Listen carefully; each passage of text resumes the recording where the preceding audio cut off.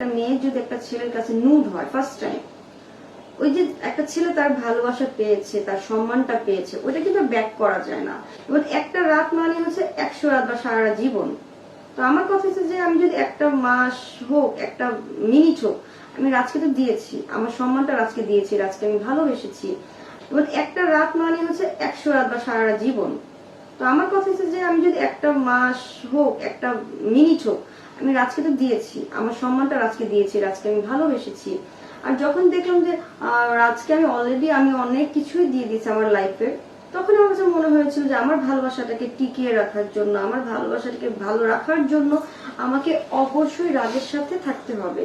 আমি রাজকে ভালোবেসেছি, আমি এখন পর্যন্ত ফাইট করছি আমার ভালোবাসাটাকে যেন সম্মান পায়। আমি যে সম্মানটা পেয়েছি ওই সম্মানটা আমি হারাতে চাই না। বরঞ্চ মানে এই যে রাজের সাথে আমি লাস্ট যে ঘুরতে গেলাম শ্রীমঙ্গলে, আসার পরে রাজ বলেছে যে আমরা বিয়ে করবো। তো 2-3 মাস সময় চেয়েছিল আমার বাবার কাছে। সময় চাওয়ার পর ও বাসায় গেল, রাজ বাসায় গেল।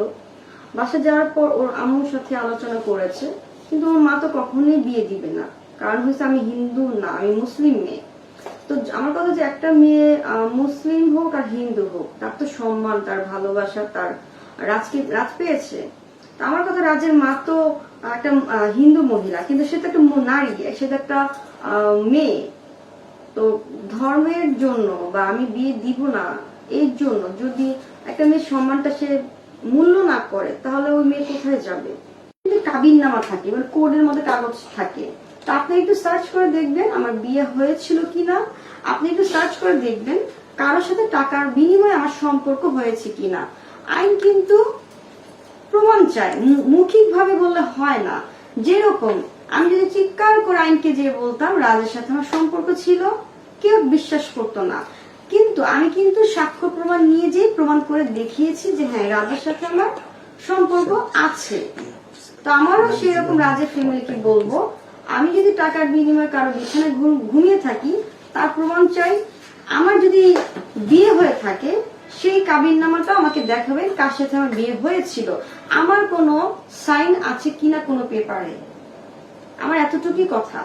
সো ভালো মন্দ নিজের কাছে, শুধু ড্রেসের উপর ডিপেন্ড করা যাবে না।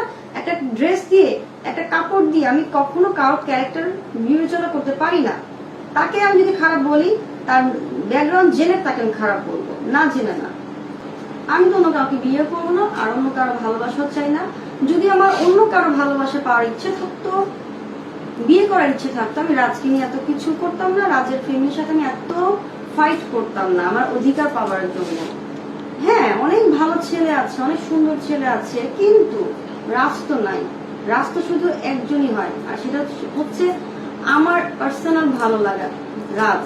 আমার কিন্তু অলরেডি অনেকে ফান করার জন্য হোক বা সিরিয়াস হোক অনেকে কল দিচ্ছে, বাট আসলে আমার একটাই কথা যে আমি রাজকে ভালোবাসি। আর রাজের বেড আসলে আমার কাছে যদি ওই অনেক মানে বিখ্যাত 1 নম্বর সুন্দর ছেলেও আসে, আমি এরপরও চাই না। হ্যাঁ, আমাকে তো বললাম, একটু আগে তো বলেছি যে আমাকে অনেকেই ট্রাই করছে প্রেম করার জন্য, বিয়ে করার জন্য, কিন্তু আমি এটা আসলে কখনোই অ্যাকসেপ্ট করবো না। আমি তো শুধু রাজকেই চাই।